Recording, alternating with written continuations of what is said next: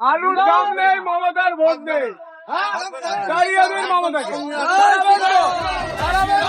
হবে, সারের দামও কম হবে, যোগ্য হলেই চাকরি পাবে, থাকবে না আর ভয়।